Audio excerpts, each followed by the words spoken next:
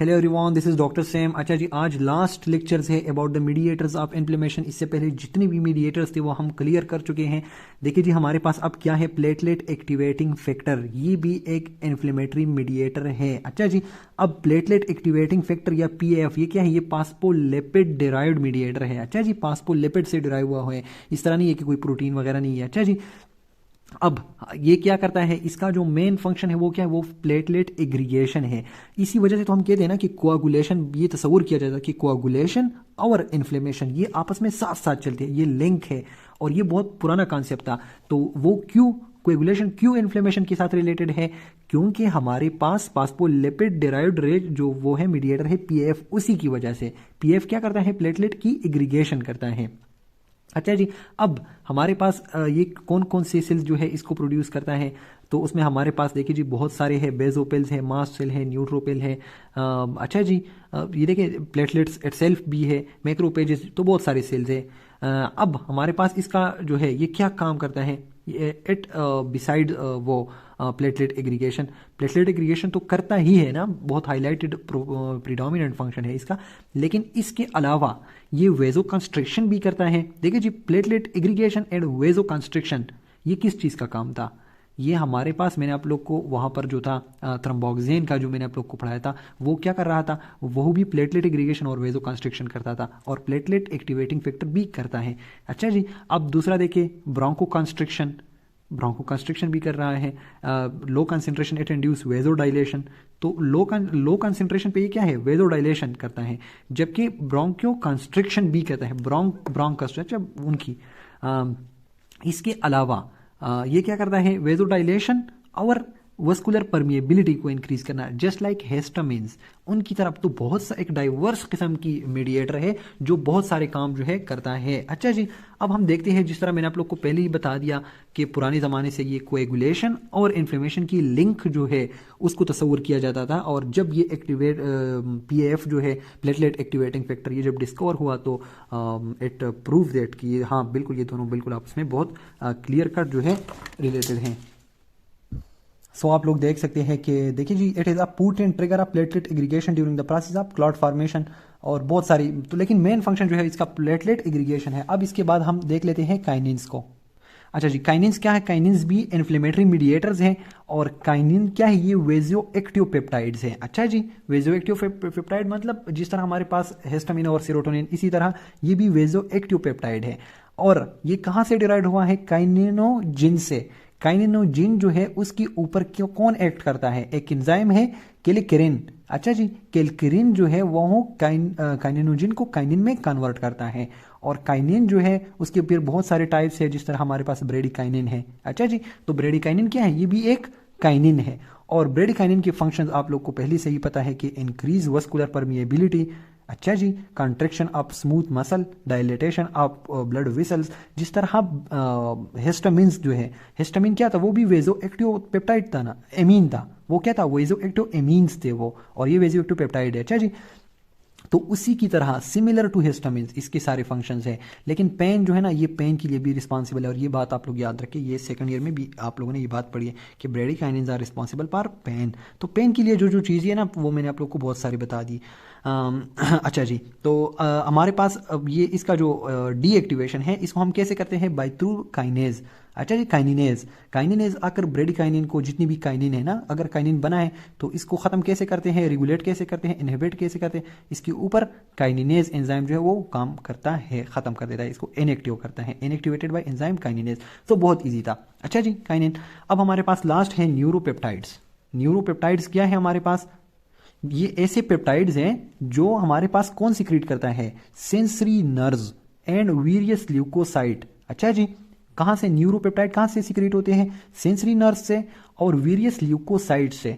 और they play an important role in the initiation and regulation of the inflammatory response. क्योंकि initiation and regulation एक inflammatory mediator है, तो inflammatory mediator का तो फंक्शन ही यही है ना, इनिशिएशन एंड रेगुलेशन। अब देखिए जी, हमारे पास न्यूरोपेप्टाइड्स में हमारे पास कौन कौन से हैं, एक है सब्सटेंस पी और दूसरा है न्यूरोकाइनिन ए। अगर न्यूरोकाइनिन ए का पूछा जाए ना, तो न्यूरोकाइनिन ए इज अ न्यूरोपेप्टाइड, याद रख के। अच्छा जी, न्यूरोकाइनिन ए इज अ न्यूरोपेप्टाइड, ये दोनों इसमें शामिल हैं। अब इसकी थोड़ी सी डिस्ट्रीब्यूशन उन्होंने बताई हुई है कि जो सब्सटेंस पी जो है हमारे पास nerve fibre containing substance P जो है वो हमारे पास लंग्स और गैस्ट्रो इंटेस्टिनल ट्रैक्ट में बहुत ज़्यादा डोमिनेंट है। अच्छा जी, अब इसके फंक्शंस क्या है? तो बायोलॉजिकल फंक्शन ये कि transmission of pain signals, regulation of blood pressure, stimulation of hormone secretion by endocrine cell, increase vascular permeability. So these are different functions of the neuropeptides. अच्छा जी, लेकिन ये बात एमसीक्यू पॉइंट ऑफ व्यू से important है कि substance P जो है nerve fibres containing substance P जो है वो मोस्ट प्रोमिनेंट है in the lungs and GIT. अच्छा जी, इसका तो नहीं बताया, लेकिन सब्सटेंस पी जो है लंग्स में और जीआईटी में बहुत प्रोमिनेंट है। एट द एंड जो है आप लोगों के पास ये एक टेबल बनाया हुआ है कि हमारे पास वेजोडाइलेशन जो है वो कौन कौन करता है। तो हमारे पास हिस्टामिन्स है, प्रोस्टाग्लैंडिन्स है, स्पेशली मैंने आप लोग को बता दिया था कि कौन कौन है। तो अगर आप लोग को वहाँ पर पढ़िए तो टेबल्स बहुत ईजी है आप लोगों को। अब इंक्रीज वस्कुलर परमिएबिलिटी कौन करता है? हिस्टामिन करता है, और C3A एंड C5A देखे थे ना, एनाफाइलोटॉक्सिन जो मैंने बताए थे। इसके अलावा ल्यूकोट्राइन जो थे CD4 CDE और इनके जो डिफरेंट थे ना, इंक्रीज वस्कुलर परमिएबिलिटी। साथ में हमारे पास कीमोटेक्सिस, जाहिर बात है आप लोग को याद ही होगा, कीमोकाइंस बता दिया था। अच्छा जी, इसके अलावा leucocyte recruitment and activation, TNF and interleukin 1। अच्छा जी, इसके अलावा C3 एंड C5A वो भी तो कीमोटेक्सिस कर रहे थे। अच्छा जी, इस तरह ल्यूकोट्राइन B4 बहुत इंपॉर्टेंट है, B4, और साथ में एक HTPE वो भी था एक।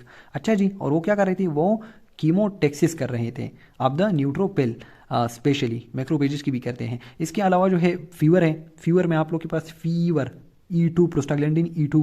अच्छा जी, ये आप लोग के पास बहुत इंपॉर्टेंट है।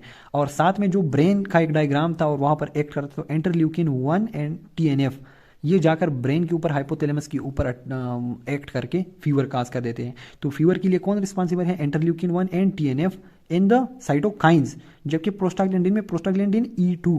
अच्छा जी, पेन के लिए दोबारा से fever and pen, prostaglandin E2, और पेन के लिए मैंने अभी आप लोग को बता दिया था कि ब्रेडिकाइनिन भी रिस्पॉन्सिबल है। सो अगर आप लोगों ने लेक्चर्स को गौर से सुना है तो कोई भी चीज़ इंशाल्लाह आप लोगों से मिसिंग नहीं होगी। इसके अलावा टिश्यू डैमेज जो है, जाहिर बात है कि lysosomal enzyme of leucocyte and react to oxygen species. अच्छा जी, ये बिल्कुल हमने जब मीडिएटर ऑफ इन्फ्लेमेशन स्टार्ट किया था तो ये एक टेबल था। ये टेबल अब आप लोग देखेंगे ना तो एक चीज़ भी इसमें से मिसिंग नहीं होगी। आप लोग जो है एक एक लफ्ज़ जो आप लोग को इंशाल्लाह पता होगा कि काइनिन क्या है। काइनिन जो है ये प्लाज्मा में प्रेजेंट होते हैं और produce in the liver.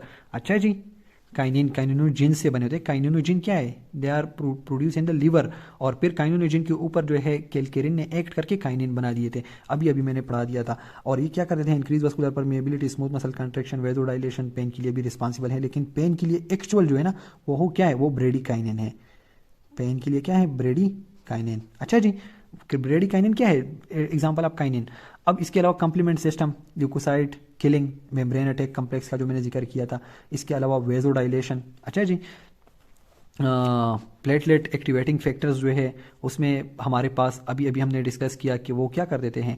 Platelet activating factor platelet की एग्रीगेशन करते हैं, मेन काम ये इसका है। और प्लेटलेट एक्टिवेटिंग फैक्टर जो है प्लेटलेट से, ल्यूकोसाइट से, मानो से, बहुत सारी थी इसके, मेनली जो है प्लेटलेट्स से आ जाते हैं। अच्छा जी, और प्लेटलेट एग्रीगेशन ये करते हैं, यहाँ पर तो नहीं लिखा लेकिन मेन फंक्शन यही है। इसके अलावा जो है कीमोकाइन जो है वो कीमोटेक्सिस करते हैं, दिस इज़ वेरी इंपॉर्टेंट। और इंटरल्यूकिन 1/6 तो TNF इंटरल्यूकिन 1 याद रखना है। और अगर सिस्टीमिक की बात हो तो ये इंटरल्यूकिन 6 जो है इसका याद रखना है। अच्छा जी, फीवर में जो है आप लोगों के पास कौन कौन इन्वॉल्व था? TNF 1, interleukin 1 and TNF। Interleukin 6 जब इसके साथ मिल जाता है तो सिस्टीमिक इफेक्ट्स जो है वो बहुत ज़्यादा प्रोड्यूस हो जाते हैं। अच्छा जी, so this is all about these things. आप लोगों ने देख लिए, इंशाल्लाह you have enjoyed this. Thank you, see you in the next lecture.